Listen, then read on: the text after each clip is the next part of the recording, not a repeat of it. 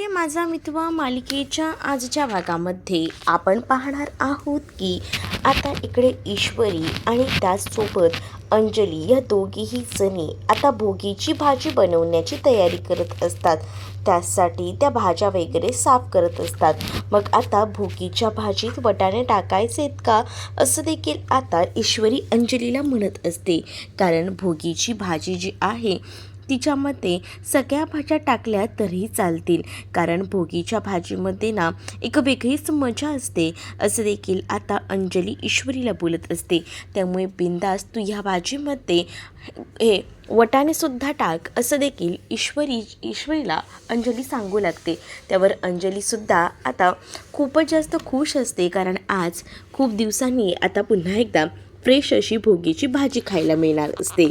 तर आता भोगीमध्ये कसं म्हणजेच नवीन वर्षाला सगळं काही जुनं विसरून आपण नव्यानं सुरुवात करतो, अगदी तसंच असतं. म्हणून तर हा सण साजरा केला जातो ना. त्यावर ईश्वरीही म्हणते की हो, मीही तसंच ठरवलं आहे की मागचं सगळं विसरून जायचं आणि नव्यानं सगळ्याला सुरुवात करायची.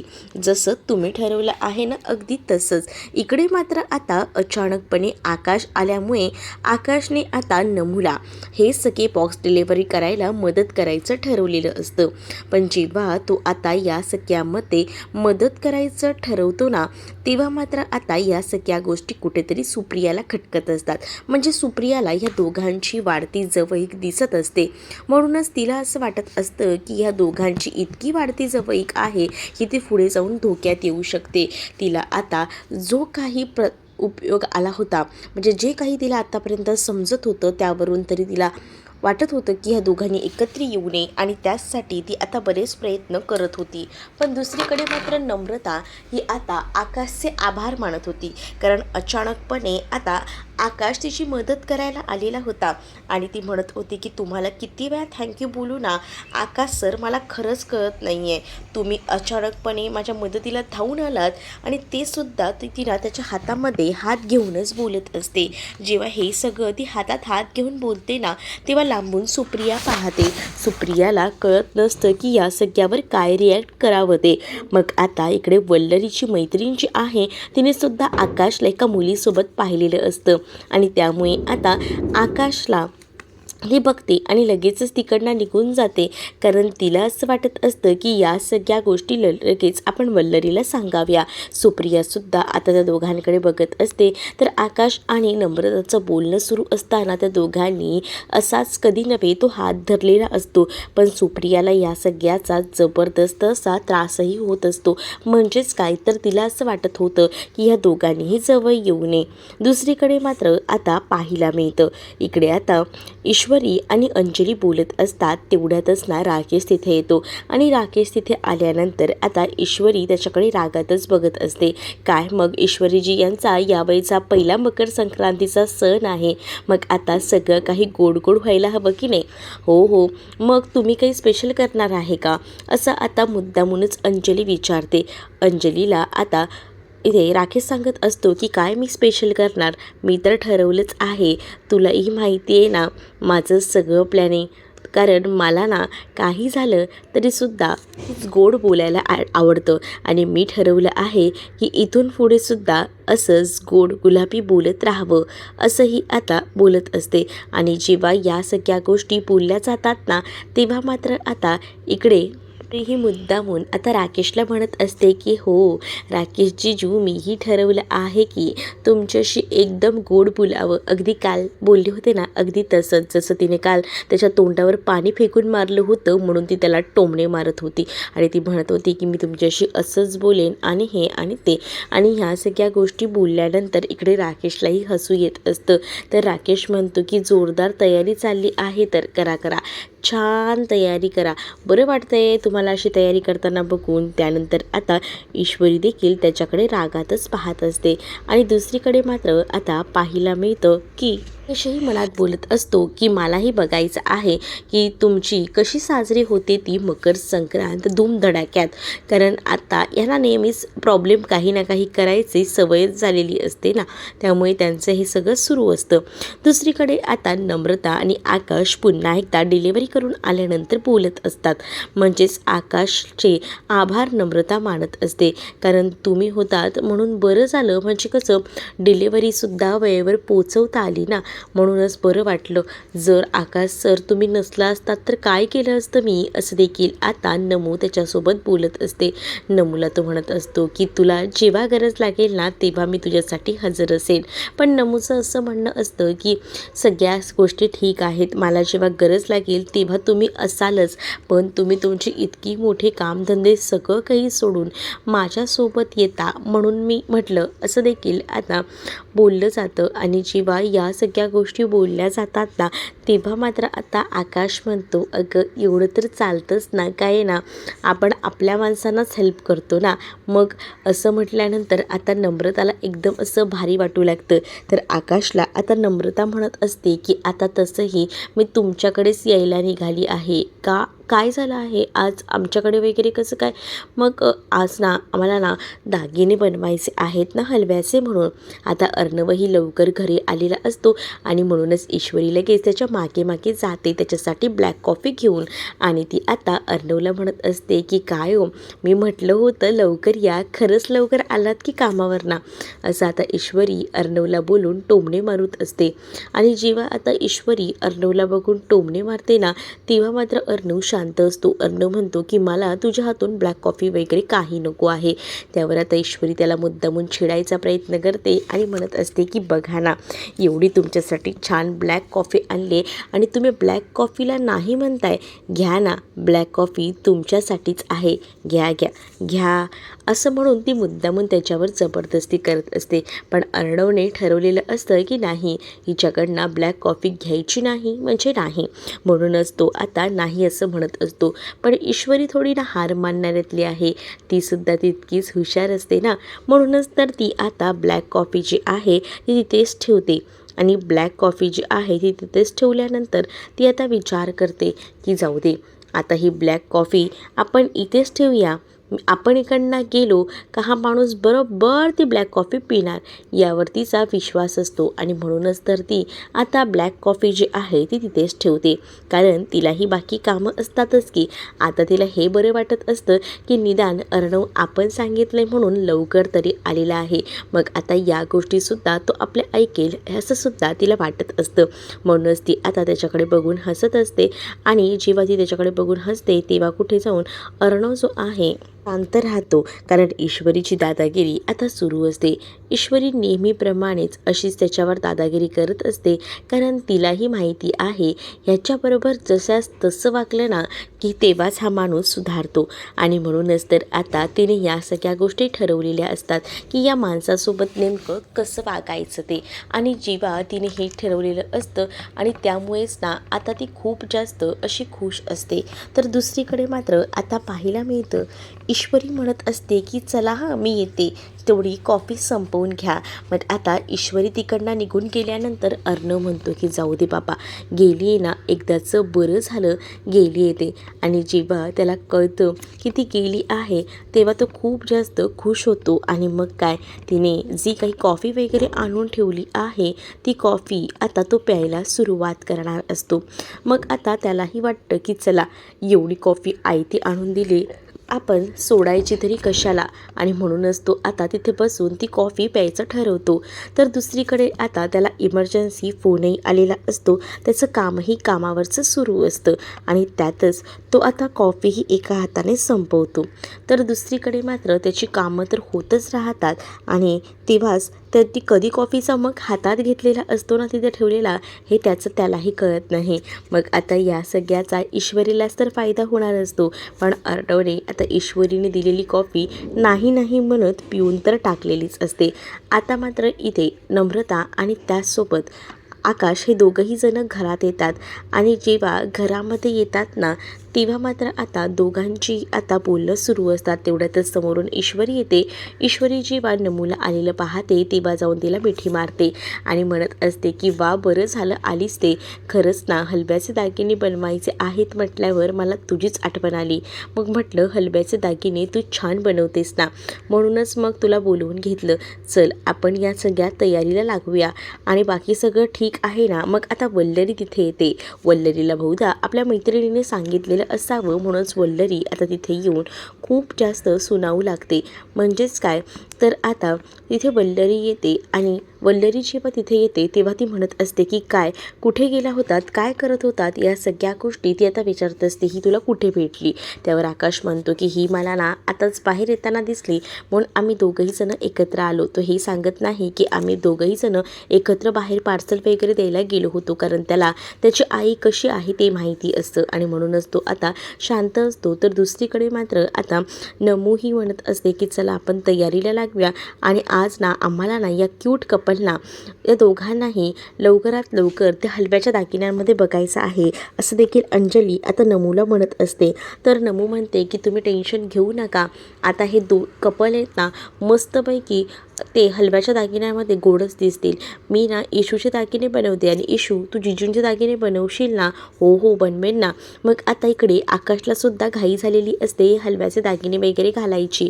मग आता आपणही घालायचेत काही हलव्याचे दागिने असं त्याचं म्हणणं असतं. पण त्याच वेळेला आता त्याला म्हटलं जातं की नाही नाही, हे दागिने फक्त लग्न झालेलं जोडपंच घालतात. मग तुझंही लग्न आपण पटकनी लावून देऊया, म्हणजे कसं तुलाही हे दागिने घालता येतील. असं देखील आता मुद्दामूनच इथे अंजली बोलत असते. तर वल्लरी रागातच पाहत असते. तर वल्लरीला आता खूप जास्त राग येत असतो, कारण नम्रता आणि आकाशची वाढती जवळीक, त्यांचं बोलणं हे सगळं तिला कुठेतरी वेगळं वाटत असतं आणि त्यामुळेच ना ती चिडचिड करत असते. पण आता इकडे आपल्यासाठी आता तरी बेस्ट कपल हे दोनच आहेत, मग आपण या दोघांसाठी छान असे दागिने बनवूया असं आता त्यांचं ठरलेलं असतं. जेव्हा त्यांच्या या गोष्टी ठरतात तेव्हा मात्र आता तुम्ही टेन्शनच घेऊ नका, मी फक्त इशूचे दागिने बनवते आणि इशू जिजूंचे दागिने बनवेल आणि ती उत्कृष्ट बनवते. आणि त्याच वेळेला इथे नमूचं देखील कौतुक ना इशू करत असते. इकडे आता वल्लरीला राग आलेला असतो, कारण वल्लरीला ना या सगळ्या गोष्टी नको असतात.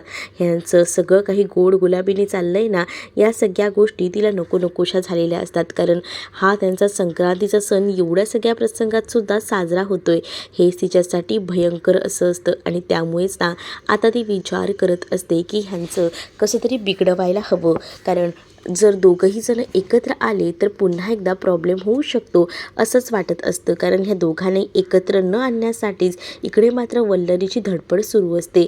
वल्लरी काही झालं तरीसुद्धा कोणत्याही टोकाला जाऊन निर्णय घ्यायचं ठरवत असते. म्हणूनच ती आता म्हणत असते की या दोघांनाही आता या वेगळं करणार आहे.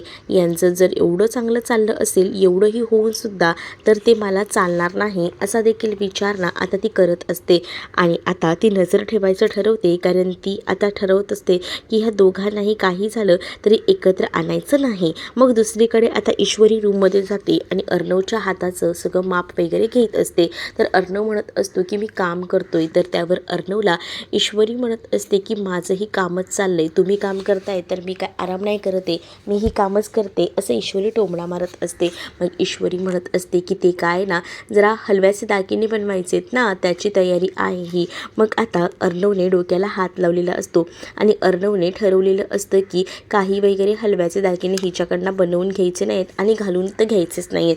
त्यामुळे तो म्हणतो की तू बनवू वगैरे नकोस, कारण मी घालणार नाही आहे हे हलव्याचे दागिने असं डायरेक्टली आता त्यांनी सांगितलेलं असतं. तरीसुद्धा ईश्वरी म्हणत असते बापरे, म्हणजे तुम्ही घालणार नाही आहे का हलव्याचे दागिने? खरंच का? का हो असं करता? एवढ्या मेहनतीने मी बनवणार आहे आणि तुम्ही हलव्याचे दागिने घालणार नाही आहे, हे चुकीचं आहे हां तुमचं. नाही नाही, मला काही चालणार नाही, मला हे ऐकायचं नाही आहे तुमचं, कारण तुम्हाला हलव्याचे दागिने घालावेच लागतील म्हणजे घालावेच लागतील असं ईश्वरी जोर जबरदस्ती करत आता म्हणत असते. तेव्हा आता अर्णव जो आहे तो मात्र आता ईश्वरीकडे पाहतच राहतो आणि त्यानंतर आता ईश्वरी अर्णवला म्हणत असते की मला माहिती तुम्ही हलव्याचे दागिनेही घालाल, जशी ही कॉफी कॉफी हळूच पियालात ना तसंच अगदी हलव्याचे दागिनेसुद्धा हळूच घालाल असंही आता ईश्वरी जी आहे ती मुद्दामून अर्णवला बोलत असते. तर अर्णवही आता पाहत राहतो. तर इकडे अर्णव म्हणतो की काही झालं तरी मी दागिने घालणार नाही म्हणजे घालणार नाही. ईश्वरी म्हणते की ठीक आहे ठीक आहे, चालेल चालेल, मी म्हटलं ना नाही नाही नाही. मग आता ईश्वरी गेलेली असते ती पुन्हा मागे येते आणि ती आता अर्णवकडे बघत असते आणि अर्णवला म्हणते की एकदा नाही बोललं ना तरी मला कळतं, तीनदा तीनदा नाही बोलायची गरजच नाही असं देखील आता ती बोलून मजा घेत असते. आणि त्याच वेळेला आता अर्णव तिच्यासमोर उभा असतो आणि अर्णवला आता ती म्हणत असते की मी दागिने बनवले आणि तुम्ही घातले नाही असं होणारच नाही. इथे नम्रताने खूप छान असे ईश्वरीसाठी हलव्याचे दागिने बनवलेले असतात, कारण तिलाही असं वाटत असते की आपली बहिणी हलव्याच्या दागिन्यांमध्ये खूप सुंदर अशी दिसावी आणि छान असे तिने दागिने बनवलेले असतात. आणि सुद्धा अर्णवसाठी खूप सुंदर असा हार तर बनवलेला असतो आणि त्याचसोबत तिला आता ब्रेसलेट आणि अंगठीही बनवायची असते आणि म्हणूनच तर तिने माप घेतलेलं असतं. अगं तू माप घ्यायला गेली होतीस का? काय बोलला मग चिंटू, घालणार आहे ना दागिने? कुठे काय घालणार आहेत? नाहीच घालणारे म्हणतात, पण मी आहे ना, मी त्यांना जबरदस्ती ते दागिने घालायला लावणार. मी आता त्यांच्यासाठी ब्रेसलेटही बनवणार आहे आणि त्याचसोबत अंगठीही बनवणार आहे. हे सगळं लांबूनच वल्लरी बघत असते. वल्लरीला राग येत असतो. वल्लरीचं असं म्हणणं असतं की नाही नाही, काही झालं तरी ह्या दोघांनाही एकत्र येऊ द्यायचं नाही म्हणजे नाही. म्हणूनच ती आता त्या दागिन्यांमध्ये काही ना काही गोंधळ घालायचं ठरवत असते. तिचं ते सगळं प्लॅनिंग आता सुरूच असतं. तर इकडे नम्रताचं कौतुक देखील अंजली करत असते, कारण आहे ना खूपच सुंदर असे दागिने नम्रताने इशूसाठी केलेले असतात आणि ते सुद्धा इतक्या कमी वेळामध्ये. ती तर म्हणत असते की एवढ्या वेळात तू एवढं सुंदर केलंस, मला 4 दिवस दिले असतेस ना ते तरी कमी पडले असते. मग आता या सगळ्याची मला सवय झाली आहे, त्यामुळे आम्हाला हे सगळं काही पटकीने जमतं असं देखील आता ती म्हणत असते. तर इकडे मात्र आता ती वल्लरी जी आहे ती पावडर वगैरे घेऊन तयारीतच असते, कारण आता ती पावडर जी आहे ती तिला त्या ज्या हलव्याचे दागिने आहेत ना ते बनवले आहेत त्याच्यावर टाकायची असते आणि यासाठी तिची जय्यत तयारी सुरू असते. दुसरीकडे मात्र आता ह्या तयारी तर सुरू असतातच, तेवढ्यातच आकाश येतो आणि आकाशही ते हलव्याचे दागिने बघतो. आकाश म्हणतो किती सुंदर हलव्याचे दागिने बनवलेत, खरंच ना खूपच छान, म्हणजे असे दागिने ना माझ्या वेळेलासुद्धा बनायला हवेत हां. अरे हो, तुझी बायको आली ना की आपण तिच्यासाठी पण असेच दागिने बनवूया. काय मग, हो ना, बनवशील ना? असं देखील आता मुद्दामूनच ना आकाश नम्रताकडे बघून बोलत असतो. नम्रता म्हणत असते की हो हो बनवेन ना, का नाही बनवणार, बनवेन असं बोलून ती आता त्याला हसवायचा प्रयत्न करत असते. तर इकडे मात्र आता इशूला कळत असतं की या दोघांची गाडी योग्य मार्गावर का होईना चालू आहे, म्हणूनच आता ती त्या दोघांकडे बघत असते. तर इकडे मुद्दामून आकाशने नम्रताला विचारलेलं असतं, त्यामुळे नम्रताला लाजल्यासारखं झालेलं असतं आणि नम्रता म्हणते की हो का नाही बनवणार, बनवेन ना. पण इकडे कधी एकदा हे दागिने पूर्ण होत आहेत आणि एकदाचे आपण हे दागिन्यांवर काहीतरी कारनामे करतोय, ह्या गोष्टीचा आनंद मात्र वल्लरीला खूप जास्त होत असतो. इकडे ईश्वरीचे जे दागिने असतात ना ते तर बनवून झालेले असतात आणि मग ती आता म्हणत असते की एवढे तर दागिने बनवून झालेले आहेत, मग आता काय करायचं, कसं करायचं, आपण एकदा आजीला दाखवूया का? नाहीतर आजी म्हणेल की हा दागिना राहिला, त्यापेक्षा आपण दाखवलेलं बरं ना, असं देखील नमू आता म्हणत असते. मग नमू आणि इशू आता ठरवतात की आजीला हा दागिना दाखवून येऊया, म्हणजे कसं अजून काही दागिने बनवायचे असतील तर आजी आपल्याला सजेस्ट करतील, असंही आता म्हणणं ईश्वरीचं आणि नमूचं असतं. मग त्या दोघीही जणी आता तिकडनं जाणार असतात. मग वल्लरी तर त्या कधी एकदा तिकडनं जातात ना याचीच वाट बघत असते, कारण तिला त्या दागिन्यांची वाट लावायची असते, कारण त्या दोघांमध्ये भांडणं कशी करायची याची पूर्ण तयारी ना आता ह्या वल्लरीने करून घेतलेली असते. तर आता वल्लरी बघतच असते की कधी एकदा ही लोक निघतायत ते. तर वल्लरी तयारीत असतानाच नम्रता आणि इशू तिकडनं निघून जातात. तर त्यांच्या मागोमाग अंजलीसुद्धा तिकडनं जाते. तर आता वल्लरी लगेच तिथे येते. तर पुढील भागामध्ये आपल्याला पाहायला मिळतं की जी साडी आहे ना ती साडी खास करून जी साडी आहे ती साडी आणलेली असते ती म्हणजे सात्विकाताईने, आणि सात्विकाने ती साडी ठरवलेलं असतं की आपल्या पहिल्यांदा सुनेला द्यायची, म्हणजेच तिच्या मकर संक्रांतीला. तसं तिने आपल्या आईला सांगून ठेवलेलं असतं आणि मग ती साडी जपून ठेवलेली असते आणि तीच साडी आता बाहेर काढली जाते. आणि ती साडी जेव्हा दिली जाते ना, तेव्हा मात्र आता ईश्वरीला सांगितलं जातं की ही सात्विकाची साडी आहे, तिची इच्छा होती आणि तुला ही साडी घालावी लागेल. आणि मग आजी तर साडी देते, पण या सख्यामध्ये विरोध असतो, तो म्हणजे इथे असणाऱ्या या अर्णवचा. अर्णव म्हणतो, माझ्या आईचा तुझा आपला काहीच संबंध नाही आहे, त्यामुळे माझ्या आईच्या इच्छापेक्षा पूर्ण करायची जबाबदारी तुझी नाही आहे, ते माझं मी बघून घेईन, त्यामुळे तुला ही साडी घालता येणार नाही, असं देखील आता अर्णवने इशूला स्पष्टपणे सांगितलेलं असतं. त्यामुळे इशू थोडी का होईना नाराज असते, पण आता इशू कसं काय या अर्णवला तयार करेल आणि त्याच्याकडनं ही साडी घेईल हे पाहणं इंटरेस्टिंग असणार आहे. तुम्ही जर आपल्या चॅनलवर नवीन असाल तर चॅनलला नक्कीच सबस्क्राईब करा. चला तर मग भेटूया पुढच्या भागामध्ये. तोपर्यंत टाटा बाय.